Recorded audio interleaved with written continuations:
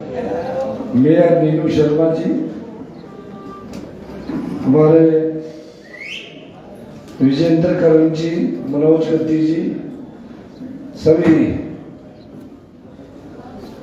इस मकरोड़गंज में आए यहाँ के निवासी बुजुर्ग माताएं, प्यारे साथी, पैर खोलो इसको पीछे।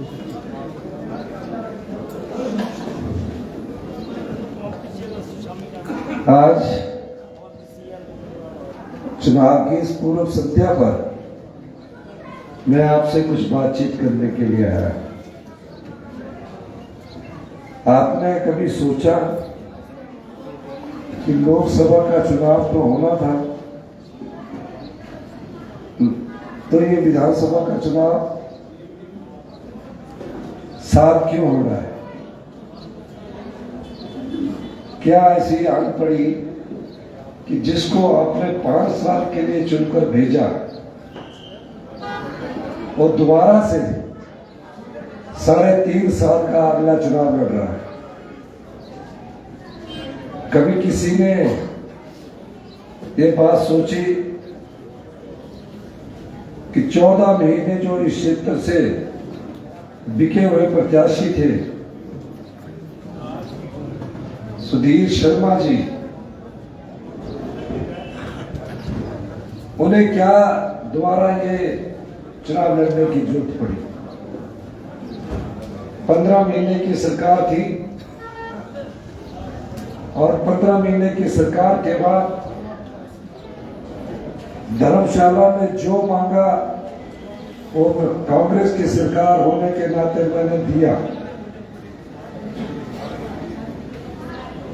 वो मांगा कुछ नहीं, मुझे खुद बैठक करनी पड़ती थी। मुख्यमंत्री बनने के बाद मैंने पहली बैठक डीसी ऑफिस में बुलाई और धर्मशाला से संबंधित समस्याओं का जानकारी प्राप्त की। इस क्षेत्र के विधायक 10 मिनट के लिए आए पूर्व में और चले गए। मुझे ये जानकारी मिलती रहती थी कि एक बार जब वो चुनाव जीत जाते हैं, ना किसी का फोन उठाते हैं, मोबाइल स्विच ऑफ रहता है, घर के दरवाजे, बड़ा लंबा गेट है, वो बंद रहता है।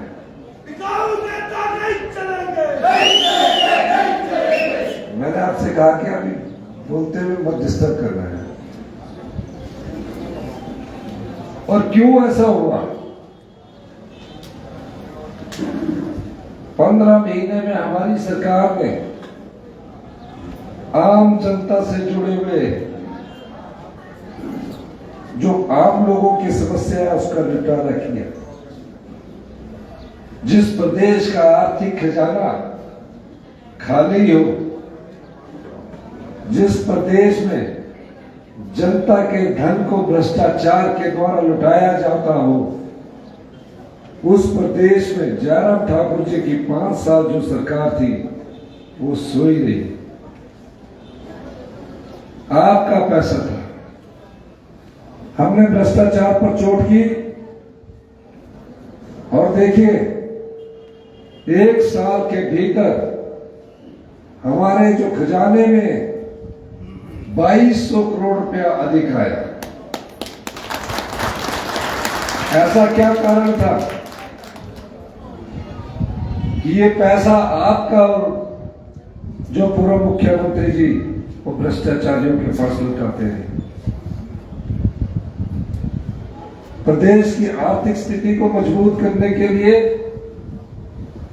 मैंने कड़े से कड़े फैसले लिए और कड़े फैसलों का यह असर हुआ कि 20% हमारी अर्थव्यवस्था में सुधार हुआ और धीरे धीरे हमारी अर्थव्यवस्था मजबूत होती चली। मैंने अधिकारियों से कहा कि अब ये जो पैसा है, ये जो आम लोगों तक इस पैसे का बंटवारा होना चाहिए। उन्होंने कहा अभी तो चुनाव हो नहीं रहे, चुनाव तो 2027 में होने हैं। लोगों की यादाश्त बड़ी कमजोर होती है। बांटना होगा तो 2026 में बांटना शुरू करना। मैंने कहा ना तो मैं उनको याद रखने के लिए बांटना चाहता हूं, ना ही मैं राजनीतिक लाभ के लिए बांटना चाहता हूं, ना ही मैं वोटों की हैसियत से काम करना चाहता हूं। ये आज हमने बचाया है। अगर ये ना मैं बचाता तो भी सरकार चलनी थी, धीरे धीरे सरकार चलती रहनी थी। मैं आया, कोई और आएगा, 5 साल काटेगा, आराम से रहेगा। मेरे मन में ये सोच नहीं थी। और अधिकारियों को तनाव होता था। मैंने उन्हें योजना बनाने का निर्देश दिया। 75 साल में आजादी के बाद से कांग्रेस पार्टी ने पहली बार निचले हिमाचल से एक मुख्यमंत्री कांग्रेस पार्टी से बना।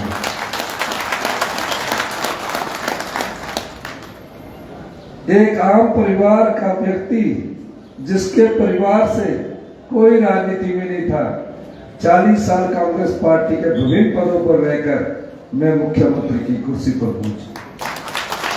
मुझे पता है कि आम आदमी की पीड़ा क्या होती है, इसलिए मैंने योजनाएं बनाने का जब निर्देश दिया तो योजनाओं का स्वरूप भी दिया। वही अधिकारी थे जो पिछली सरकार में थे कि ओल्ड पेंशन स्कीम नहीं दी जा सकती, और पूर्व मुख्यमंत्री जयराम ठाकुर ने वहां क्या कहा कि अगर पेंशन लेनी है तो आप चुनाव लड़िए। हमने कहा क्या चुनाव लड़ने वाले को ही पेंशन मिलनी चाहिए? और हमने 1,36,000 सरकारी कर्मचारियों को ओल्ड पेंशन स्कीम दी। क्या फायदा होता है ओल्ड पेंशन स्कीम से? 30-35 साल सरकार में नौकरी की,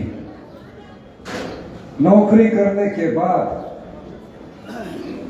जो उसकी कलम से हिमाचल में विकास की गाथा लिखी गई, जब वो घर गया तो महज 2700 और 5,000 रुपया पेंशन मिल रही थी। मेरे इसी फैसले से मैं कल घुमारवीं में था और बड़सर में भी गया। एक व्यक्ति आया, कहा मुझे सिर्फ 4,000 पेंशन मिल रही थी, आपके एक फैसले ने मेरे परिवार के पालन पोषण जितनी पेंशन दे दी। मैंने उससे पूछा कि आपको 4,000 रुपया पेंशन मिल रही थी, आप कितनी मिल रही है? कहा अब मेरे जो पोते हैं वो भी मेरी पेंशन से पढ़ रहे हैं, 40,000 रुपया उसको पेंशन मिल रही।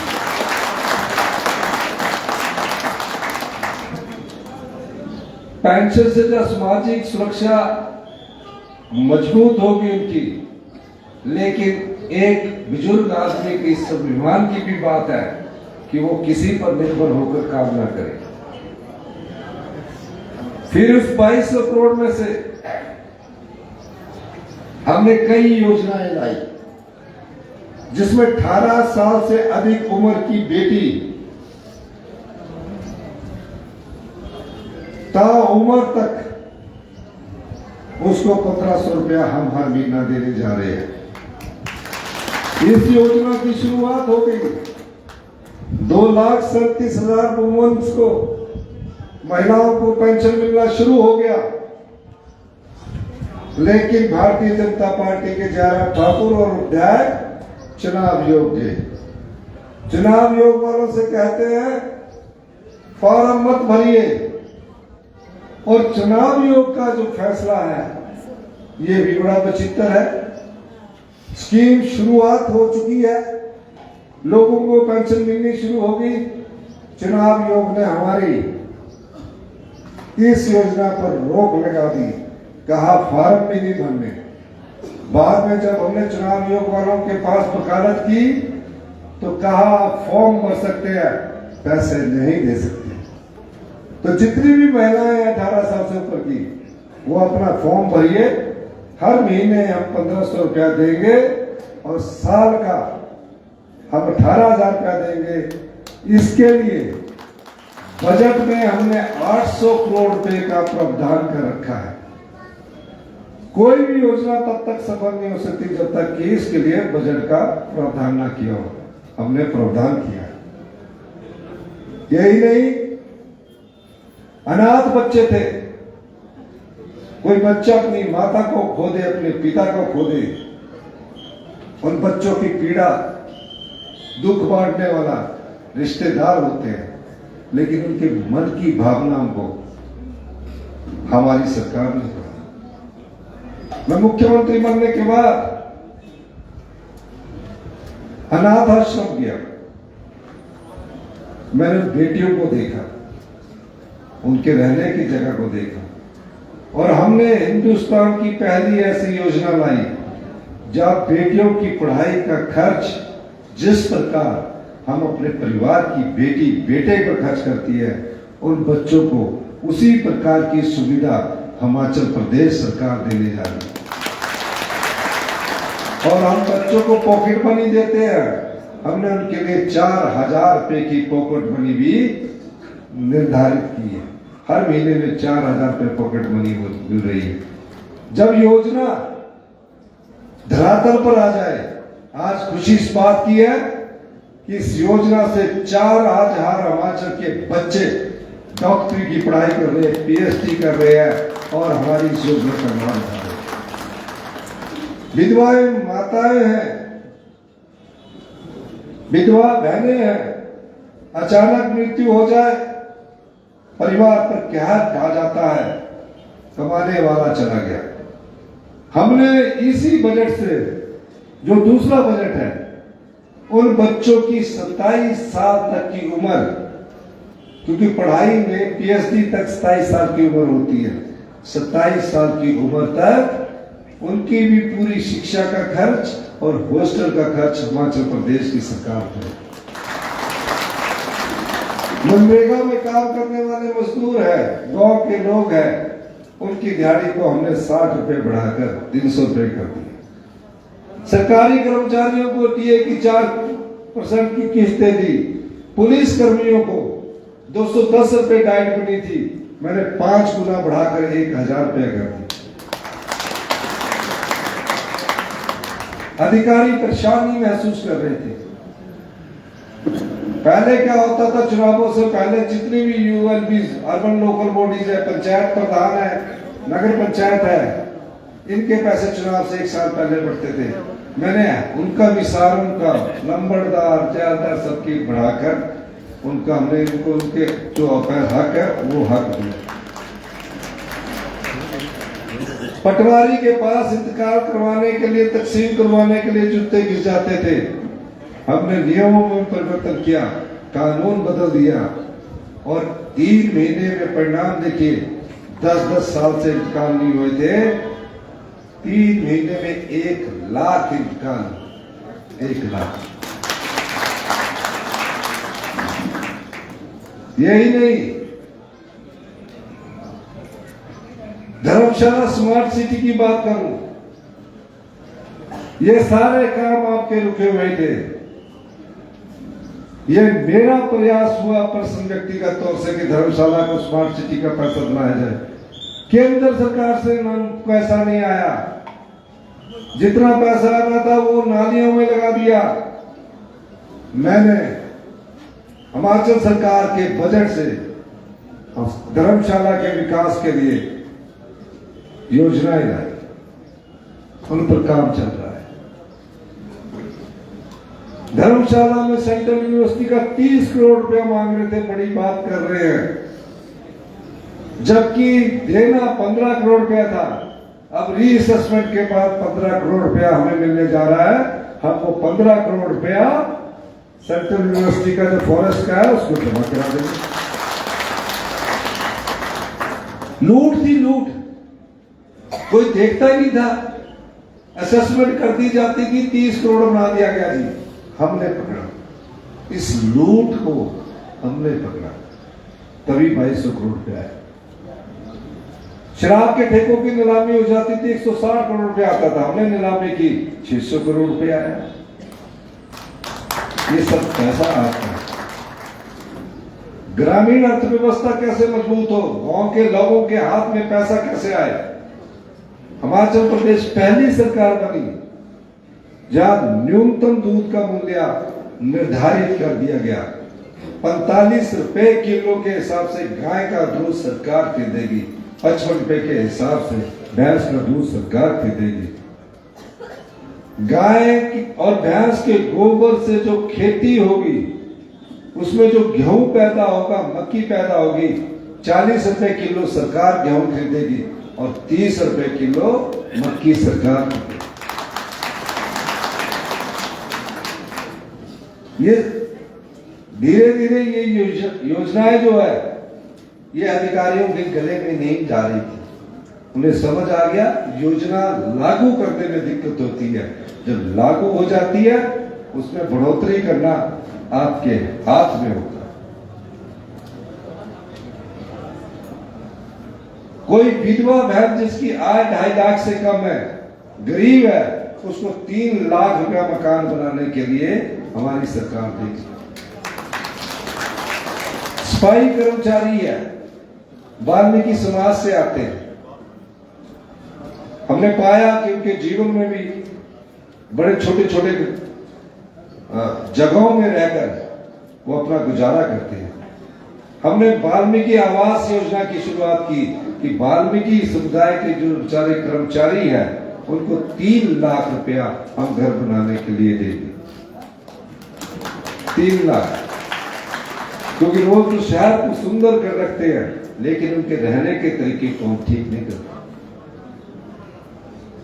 युवाओं के लिए नई योजना लेकर आए, जो भी इलेक्ट्रिकल गाड़ी खरीदेगा, अगर 20 लाख की इलेक्ट्रिकल गाड़ी है, हम उसको 10 लाख रुपया सब्सिडी देंगे और सरकार में लगाकर उसको 40-50 हजार रुपया पर महीना देंगे। 1200 लोगों ने अभी अप्लाई किया, 1200 में, कि डीजल से वो इलेक्ट्रिकल गाड़ी में शिफ्ट हो। क्या फायदा होगा उससे? उसका जीवन सुधरेगा। अभी डीजल पर, पेट्रोल पर 10,000 रुपया महीना का खर्च होता है, तो इलेक्ट्रिकल गाड़ी खरीदने से 1,000 रुपया खर्च होता है। मैं खुद इलेक्ट्रिकल गाड़ी में चलता हूं क्योंकि हमारा पर्यटक सिटी है। पर्यटक सिटी में हमें इलेक्ट्रिकल करना ताकि वातावरण भी हमारा स्वच्छ हो। 70 साल से ऊपर के जितने बुजुर्ग हैं, 70 साल है, हमारी सरकार 25 लाख रुपया तक उनको मुफ्त इलाज की योजना लेकर आई। मतलब घर में बुजुर्ग पीड़ा से ना रहे, उसे सरकार के पास जाना है। अगर कोई बीमारी होती तो 25 लाख रुपया सरकार उनके ऊपर ख्याल रखेगी सेहत का। ऐसी कई योजनाएं हमारे बजट में आए।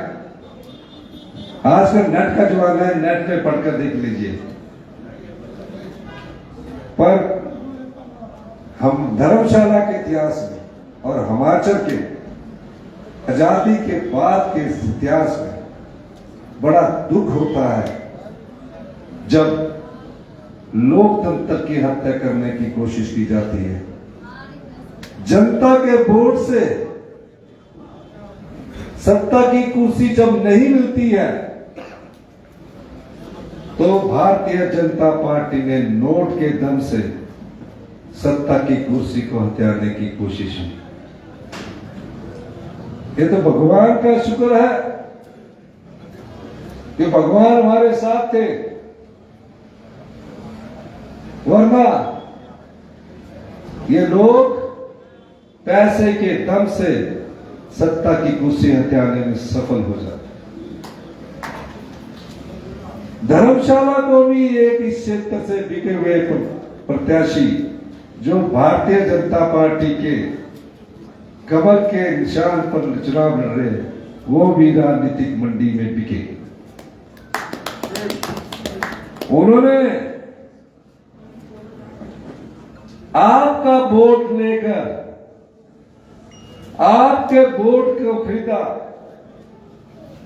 आपके वोट से वो विधायक बना और राजनीतिक मंदी में 15 करोड़ से ज्यादा लेकर वो बिके। धर्मशाला क्षेत्र के विधायक ने कांग्रेस पार्टी को धोखा दिया और 27 तारीख को राज्यसभा के चुनाव में खिलाफ वोट डाला। उसके बाद उनकी गाड़ी इतनी तेजी से हरियाणा सरकार के होटल हॉलिडे इन में पहुंची। मैंने अपने साथियों से पूछा कि वो इतनी तेजी में क्यों गए। मेरे साथियों ने कहा कि अभी पहली किस्त मिली है, दूसरी किस्त होटल हॉलिडे इन में मिलेगी। सवाल ये नहीं है कि ये जो चुनाव है इसमें आप कोई सरकार नहीं बनाने जा रहे, ना ही सरकार के लिए वोट डाल रहे हैं। सवाल यह है कि क्या आपका वोट लेकर जो विधायक ही बनता है और फिर बिक जाता है और जो पार्टी उसको खरीदने की बात करती है उसको सबक सिखाने का वक्त आ गया है। हिमाचल से एक संदेश जाना चाहिए कि जो हिमाचल की परंपरा है, हम देवी देवताओं के प्रदेश में रहते हैं, जागरूक मतदाता है। जिस भी पार्टी ने जनता की भावनाओं का सौदा किया उसे हम सबक सिखाएंगे और यह समय सबक सिखाने का है। आप कोई मुख्यमंत्री की कुर्सी के लिए वोट नहीं डाल रहे। हमारे पास तो 34 विधायक है, वो 25 है। हमने तो अपने 2 विधायकों को चुनाव लड़ने के लिए बोला, वो चुनाव लड़ रहे हैं। दोनों विधायक चुनाव लड़ रहे हैं, मंडी से विक्रमादित्य और शिमला से विनोद सुल्तानपुरी जी। हमने क्या कहा? हमने कहा कि जो लोग बिके हैं वो क्यों 3.5 साल के लिए चुनाव लड़ रहे हैं। तो ये बात भारतीय जनता पार्टी के कार्यकर्ताओं को भी समझनी है। मैं तो भारतीय जनता पार्टी के धर्मशाला के ईमानदार कार्यकर्ताओं से कहना चाहता हूं, ये कोई चुनाव पार्टी आधारित नहीं है। एमपी का हो रहा होगा पार्टी आधारित, ये चुनाव सिद्धांतों का है। इस चुनाव में लड़ाई ईमानदार और बेईमानों की है, सच और झूठ की है। ये वो चुनाव है ताकि भविष्य की राजनीति में आप ये तय कर सकें, कल कोई भी आपका वोट लेकर अगर विधायक बनता है तो वो राजनीतिक मंडी में ना बिके। ये बात मैं इसलिए कहना चाह रहा हूं, 1 जून को जब आप वोट डालने जाएंगे तो इस बात का ख्याल रखना, भारतीय जनता पार्टी के ईमानदार कार्यकर्ताओं से मैं अनुरोध करने जा रहा हूं, यह चुनाव 3.5 साल के लिए होने जा रहा है। हम 2022 में चुनकर गए थे, यहां का बिके हुए प्रत्याशी भी 2022 में चुनकर गए थे। जो भारतीय जनता पार्टी के विधायक बिके प्रत्याशी है, वो जब हाथ के नहीं हो सके तो कमल के क्यों होंगे। वो हाथ को धोखा दे चुके हैं, कल कमल को भी धोखा देंगे। इसलिए इस चुनाव को वो पार्टीधारित न लड़े। इस चुनाव को वो 3.5 साल का ईमानदारी और बेईमानी से अपनी आत्मा से पूछकर लड़े।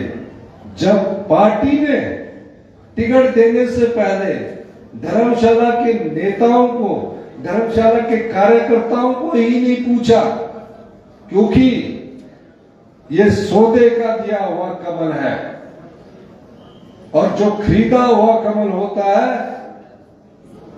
वो कमल कहीं भी वो बेच सकता है। जो हाथ का ना हो सका वो कमल का क्या होगा, ये मैं कहना चाहता हूं।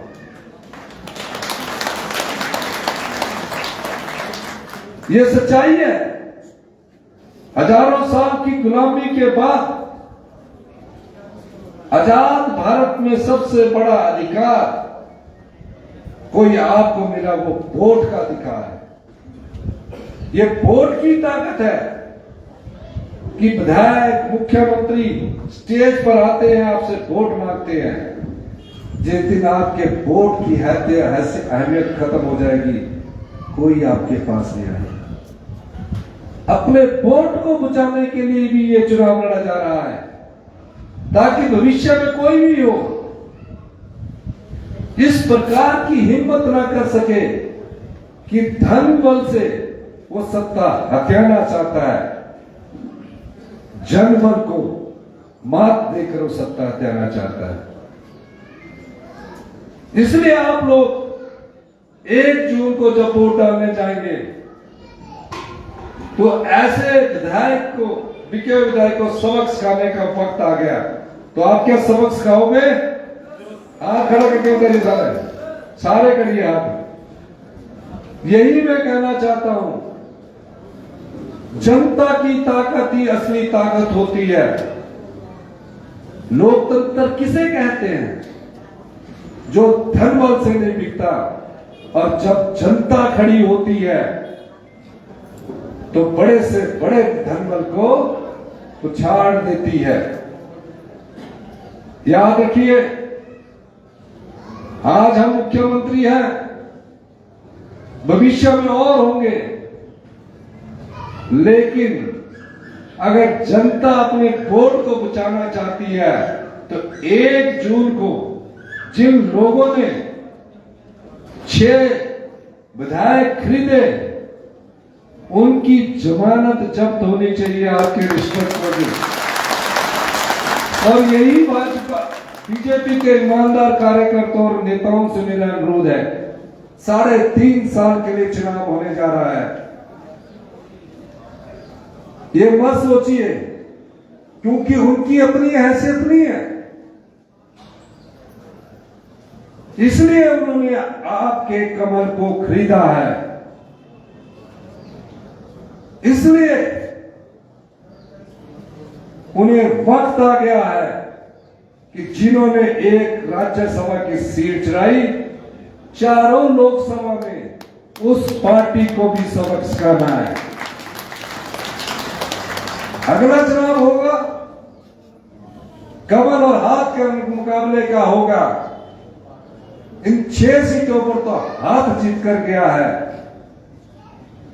आपका अपना प्रत्याशी होता तो लड़ते, जिससे आप 14 महीने पहले लड़ रहे थे। और बाई चांस, भगवान ऐसा कभी करेगा नहीं, अगर बाई चांस गलती से जीत भी गए, 3.5 साल हमारी सरकार है, कोई भी उसका बाल भी बांका नहीं कर सकता। क्योंकि